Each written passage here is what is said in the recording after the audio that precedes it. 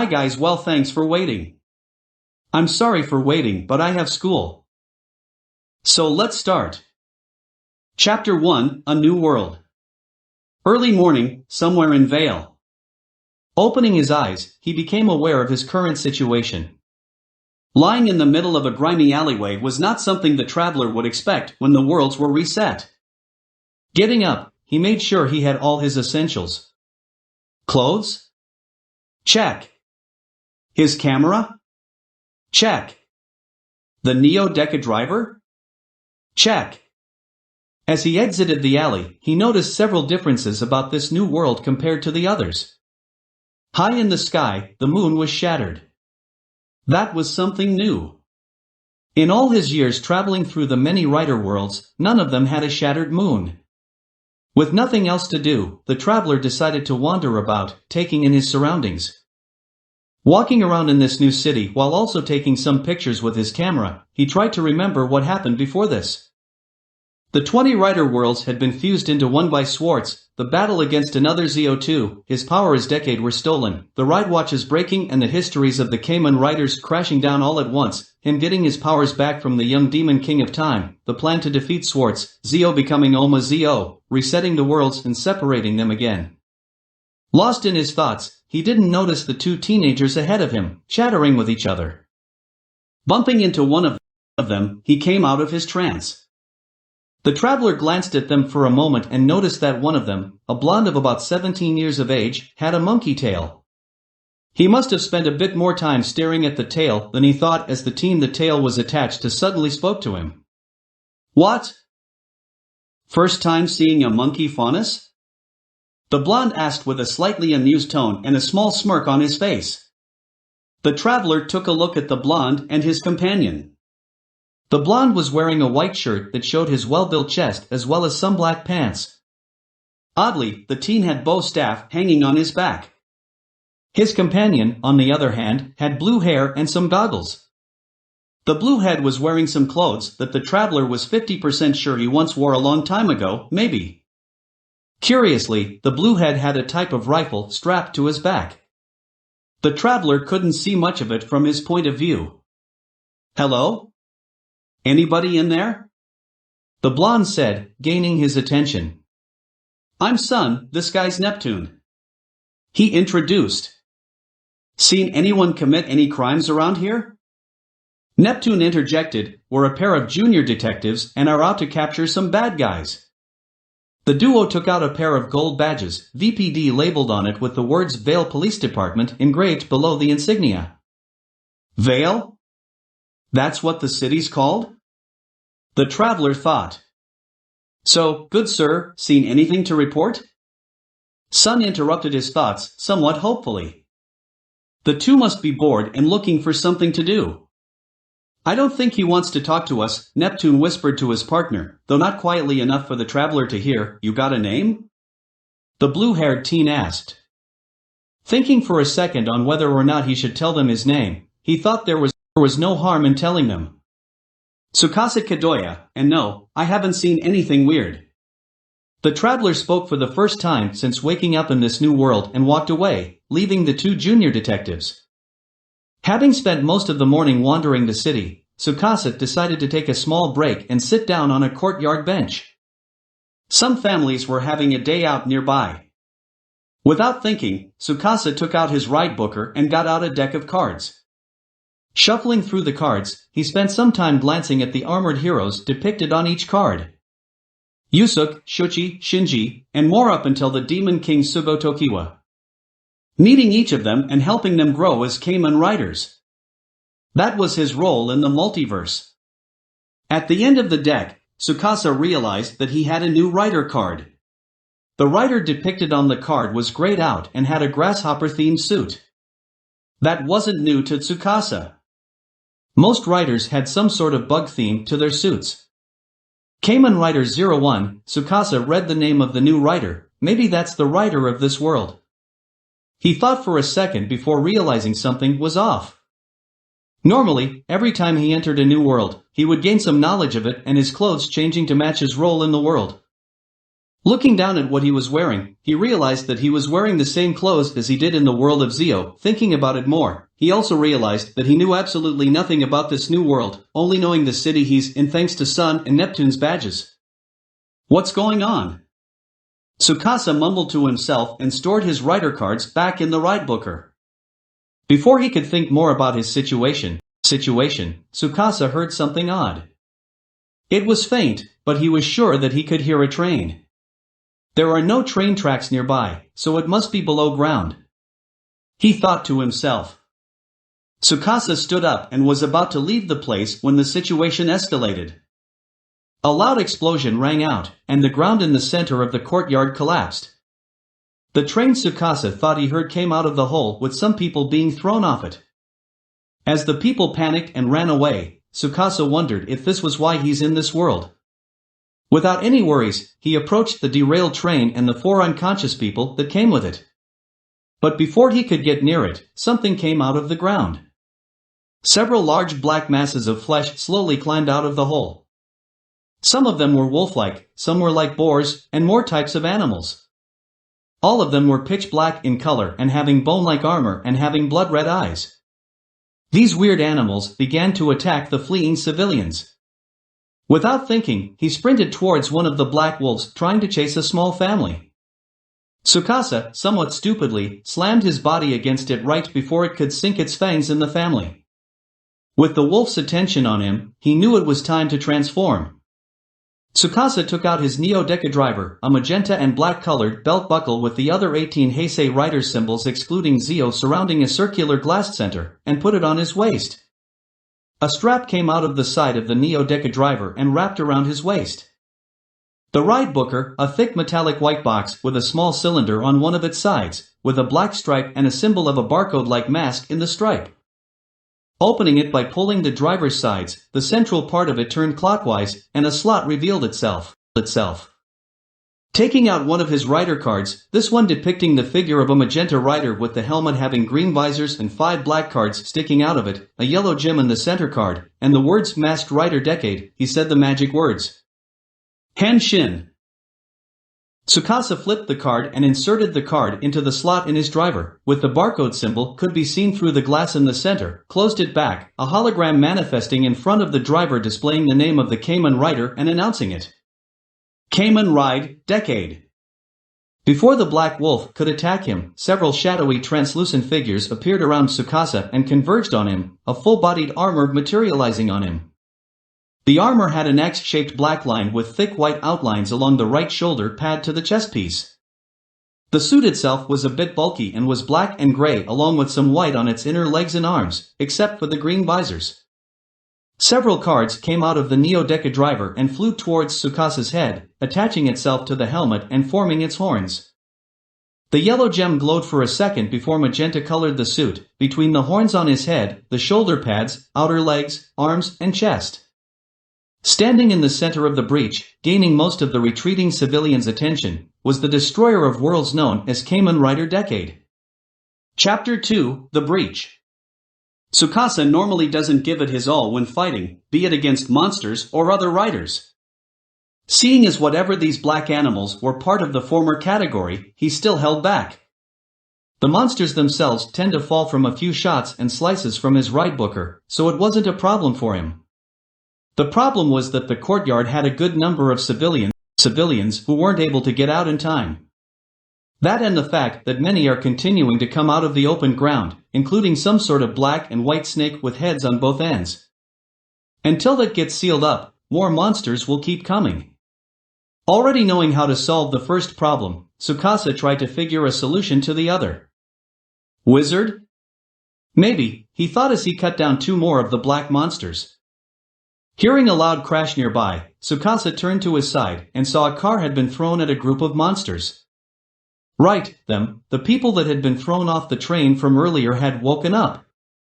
A group of 4 teenage girls was normal to Tsukasa, carrying weapons and fighting the monsters wasn't.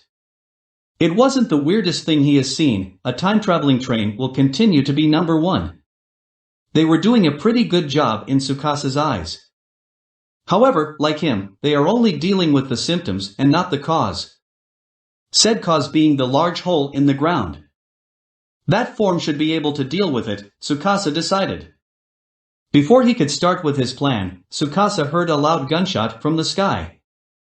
Looking up, he saw someone in pink shooting through the sky, balancing on a large hammer and striking one of the heads of the large snake. Inu would love to hear about this. Tsukasa should visit the doctor/gamer more often. The new arrival landed nearby, and 3 others joined her, wielding their own weapons. One of them, a red-headed teenage girl with an armor set like a Spartan from ancient history equipped with a shield and a short sword, ordered the others to move out. This world has a lot of teenage warriors. Decade thought before focusing on the waves of enemies before him. Not even 20 seconds later, a giant bear version of the monster appeared and approached one of the teenagers that had just arrived, a blonde-haired boy that wore a simple hoodie and jeans with very little armor and had a sword and shield. However, the boy managed to gather enough confidence and wildly slashed at the giant bear, killing it. From on top of some of the courtyard stairs, Tsukasa saw a couple of faces he didn't think he'd see again so soon. Sun and Neptune had arrived, the former announcing while the two showed off their badges, "Nobody move. Junior detectives. We have badges, so you know it's official." Neptune continued full of confidence. The two fist bumped, but before they could join the battle, the sky rumbled. What now? Tsukasa once again looked up. A large airship with a fleet of other much smaller airships was not something one would normally see every day, so for the first time since waking up in this new world, he was genuinely surprised, though it still paled in comparison to that one airship Daishocker had. Whatever, I have to deal with the citizens. With that note, Tsukasa opened the ride booker and took out another rider card. The rider depicted in the card was red with a Kabuto Mushi motif. The symbol on the back of the card was of a Kabuto Mushi with the word ZECT going through the center. Starting the first step in his plan, he inserted the card into the Neo Deca driver. Kamen Ride, Kabuto. Tsukasa's suit got covered in hexagonal pieces before a new armor was formed. His new form was mostly black, the sides of his legs and arms having some silver pieces of armor. His shoulder pads were much smaller and were silver and red, much like the new chest piece. Finally, his helmet was smaller, with large blue visors and a large red singular horn splitting it. This new form belonged to the man who walked the path of heaven, ruling over all. Kamen Rider Kabuto. His new transformation had caught the attention of all the fighters in the area, but Tsukasa paid them no mind. Without any hesitation, he got a new card out, this one depicting Kabuto moving with some afterimages before him, and inserted it in his driver. Attack Ride, Clock Up. Within seconds, all of the civilians who couldn't get away in time found themselves on the other side of the courtyard, far away from the animalistic monsters. To everyone else, Tsukasa had become a blur and moved the civilians away, but to him, time itself had slowed down immensely. He ran through the horde of monsters, slashing at them and rescuing the civilians. Coming out of Clock Up, Tsukasa was about to continue to step 2 of his plan when soldiers came dropping in from the airships. Said airships were giving covering fire with the guns that were attached to it. More reinforcement had arrived in a short amount of time, including another team of 4 teenagers, one of whom was equipped with a minigun of all things. The horde of monsters was starting to thin out by a lot, but more were still coming out of the hole. Speaking of it, a man and a small dog had come out of it, helping kill the monsters. Fighting alongside a dog was new to Tsukasa. Although he had once fought alongside a space god, the dog was still bizarre. Still, the hole needs to be sealed up. Tsukasa took out another rider card, depicting a rider with a helmet with a hawk motif. Inserting the new card into the Neo Deca driver, he transformed again. Kamen Ride, Oh! Taka. Tora. Bada. Tatoba. Tatoba Tatoba. In front of Tsukasa, 3 large spectral medals manifested, the top being red and had a hawk engraved on it, the middle was yellow and had a tiger, the bottom being green and had a grasshopper on it.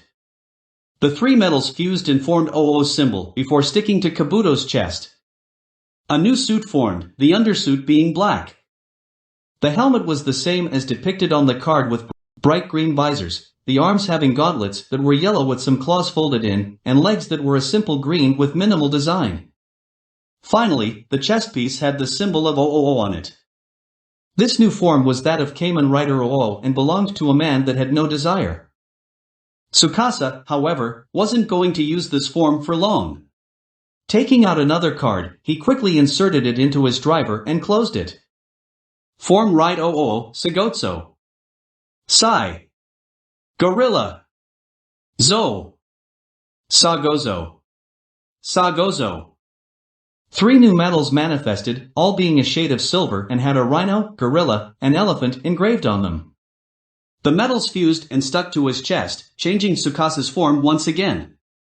His new form kept the undersuit.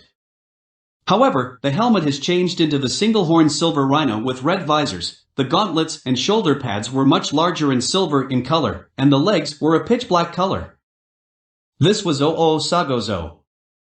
Tsukasa didn't have much experience with this form, but he had seen Eiji Hino, the true Kamen Rider OO, use this form several times, so he was aware of what it was capable of. Only one of which its abilities were of use to him right now, gravity manipulation. Without thinking, Tsukasa started to bang his fists against the chest piece of the suit. The effects were near instantaneous. Some of the monsters who were smaller than their peers were starting to float along with some debris. This was Tsukasa's goal. Using Sagotso's powers, he forced all the debris that had gathered from the battle into the breach and sealed it up, preventing more of the monsters from coming. Now that was taken care of, Tsukasa reverted into his decade form to deal with the last of the horde. From afar, a certain duo was watching the rider. One was a fair-skinned silver-haired boy, and the other was a darker-toned green-haired girl. The two were evaluating him, trying to figure him out. One said to the other, "We have to tell Cinder." Tsukasa watched as 2 people escorted a red-headed man in a nice hat and suit into an airship, now out of his rider form. Normally, by now, the rider would have left to go to God knows where, but 17 people were blocking his exit.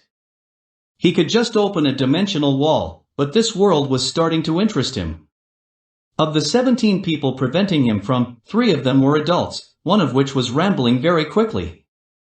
All Tsukasa knew was that he was asking about his abilities. Granted, it wasn't only the man asking him, most of the teens, including Sun and Neptune, also questioned him. One of the adults, a blonde woman, cleared her throat to get everyone's attention. "First things first, what is your name?" the woman asked Tsukasa. Before he could answer her, Neptune did the talking for him. "His name's Tsukasa Kadoya.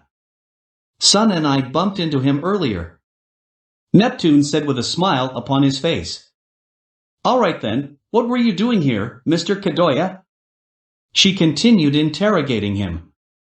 Without missing a beat, Tsukasa answered, relaxing. She thought about his answer for a moment, trying to figure out if he's lying or not.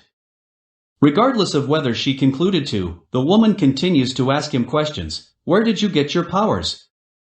"Secret." Tsukasa wasn't going to tell anyone the origins of the Neo-Deca driver anytime soon. The woman grimaced for a moment before continuing, this time with an order. "I must ask that you come along with us to meet Headmaster Ojban." Whoever this Ojban was didn't matter to Tsukasa. Right now, he was trying to figure out his role in this world, if he even has one. Maybe this headmaster might help him with his goal, okay. The woman visibly didn't think he'd accept so quickly, as her face showed her surprise at his answer. She collected herself quickly, nodded, and gestured to one of the airships. "If you would follow me," she said as she walked towards it with the others. As he followed them, Tsukasa went back to thinking. As the airship took off, he thought more of his situation. For some reason, he's been getting a sinking feeling on his stomach. Whatever is going to happen now will be very important to the future of this world. Chapter 3, Questions and Answers. Beacon Academy. Tsukasa generally doesn't get fazed by anything, having spent a bit over 10 years traveling through the many rider worlds and getting himself in a multitude of unusual situations. Standing before the headmaster of an academy of fighters in training doesn't compare to most of what he normally faces. The headmaster in question was staring at him with inquisitive eyes, occasionally taking sips from his mug. The clock tower he was in was pretty high up. Tsukasa was sure that he could see the city of Vale from the window/clock face. Hearing the elevator doors opening, Tsukasa took a glance behind him and was greeted by another new face. The man getting out of one of the elevators was dressed quite formally, and the sides of his black hair were graying.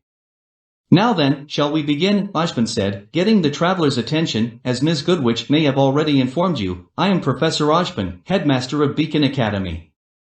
This is General Ironwood of Atlas Academy," the headmaster said, gesturing to the new arrival. He brought out what looked at Tsukasa a glass phone and showed him a video. Specifically, footage of him transforming into Decade, Kabuto, and Oo. Must be from a security camera. Tsukasa thought. "Well, why don't you tell me about yourself? What were you doing in Vale?" Ashbin asked him with a bemused expression. For a brief moment, Tsukasa weighed his options. Either he can answer Ashbin's answers truthfully, lie for whatever reason, or he can just straight up leave. While he would normally choose to do the latter option and do things by himself, Tsukasa wanted to know more about this world. Someone that seems to be very important in this world should make it easier for him. "My name's Tsukasa Kadoya. I was just passing through the city." The traveler finally responded, deciding to go half and half, only telling the two headmasters the bare essentials. Taking in this information, Ashbin continued with his interrogation. "Where are you from? How did you get your abilities?" Normally, Tsukasa would just tell people he was from a different universe, but he'd rather not without any knowledge of this world and how it works. Stories from the world of Build usually involved the military trying to weaponize the Rider system. With this general standing less than 10 feet away from him, Tsukasa didn't feel like answering the second question. In situations like this, Tsukasa decided to do what he always does. Bullshit his way through. "I'm from. I don't remember." Tsukasa doesn't usually lie, but he likes messing with people and told them the half-truth. In reality, he doesn't quite remember much from his world, only his sister, the house they grew up in, and their evil butler. "And your suit?" The general finally broke his silence. "Way to make your priorities known," the traveler thought to himself. "I don't know who gave it to me. I can't remember their face." It was a random shocker grunt that presented the original Deca driver to him. Has it really been 11 years ago? He's really starting to feel old. Ironwood, however, stared him down, trying to determine if the traveler was lying or not. Good thing Tsukasa has a perfect poker face. Ashbin, on the other hand, seemed amused at his answers. "Is that so?" He interjected before taking another sip of his drink. "How did you end up in Vale?" "We have no records of a Tsukasa Kadoya ever entering its borders." "Not sure, woke up in the middle of an alleyway this morning." Now that was true, Tsukasa was pretty sure that was the first time something like that happened to him. "We are aware of that. After that you wandered the city and encountered Sun Wukong and Neptune Vasilias of Team SSSN of Haven Academy." Ironwood sounded like he was reading a report. "They really have eyes in the entire city. Soon after, you ended up at Ground Zero of the Breach." "The Breach? That's what they're calling it?" "It might be important in the future, assuming Tsukasa decides to remain in this world for a while. During the breach, you displayed the ability to move faster than any veteran huntsmen are able to react and able to manipulate gravity without the need of dust." The only words important to Tsukasa were huntsman and dust. Huntsmen probably were what they called their warriors, that much was easy for him to figure out. Dust, however, was new to him. Whatever it was, it seemed quite powerful if it also can manipulate gravity like OO. So far, this interrogation was going well for him. He barely revealed anything about himself and was learning a lot more about this world. The Destroyer of Worlds was having a great day so far. "What do you want?" Tsukasa has been called many things, a devil, a destroyer, but above all, he was an asshole and didn't care much about how his actions would affect him. Being rude to a pair of very important people was something a sane person wouldn't do, but Tsukasa didn't give a damn about sane actions. All I want to know is how did a person of your skills and abilities just so happen to be where a major incident occurred? Ajpin answered. Hold up. Are they going to pin this on me? Even though others had blamed him for problems many writers have faced in the past, whether justifiably or not, it doesn't mean he liked it. Are you saying that you think I'm the one who caused this? Outwardly, Tsukasa was calm and collected. On the inside, he was very much annoyed. Not even being in this world for 12 hours and already getting blamed for something. Nothing of the sort. We have already apprehended the one responsible for the breach, Roman Torchwick. I assume you've heard of him before? Who? Must be that redhead from earlier. No, I haven't. Tsukasa responded. They really shouldn't be surprised that he doesn't know. What do you last remember before waking in that alleyway? Ajpin seemed to be trying to figure out Tsukasa's story. I was standing in a park with someone, taking a photo of something, not a total lie. He just omitted some key details. Subconsciously fiddling with his camera, he continued, something was glowing, and then I ended up in that alley. Something glowing? Do you think that was the reason you're here? Ajpin calmly said. That was something Tsukasa hasn't considered yet. Maybe it was just a coincidence that he ended up in this unknown world. Maybe the writer worlds decided that he didn't belong in any of them and just kicked him onto this one? If that's so, someone's gonna get a visit. Not sure. Maybe it's just luck. For the first time since waking up, Tsukasa was genuinely confused about something. Or maybe it was fate. Ajpin, however, weighted his own opinion. Fate, huh? Tsukasa didn't care much about his fate, only knowing that it was his to help other writers complete their stories. Decade didn't have his own story, he was just in others. But this world doesn't have its own Kamen writer, or Sentai from the looks of it, only him. For the first time in a long while, Tsukasa wasn't sure what to do. Why don't we make a deal? Ajpin interrupted Tsukasa's thought, a deal? I can arrange for you to stay in my academy for a few days. If you agree to my offer, you would be able to stay however you long as well as make some money doing so.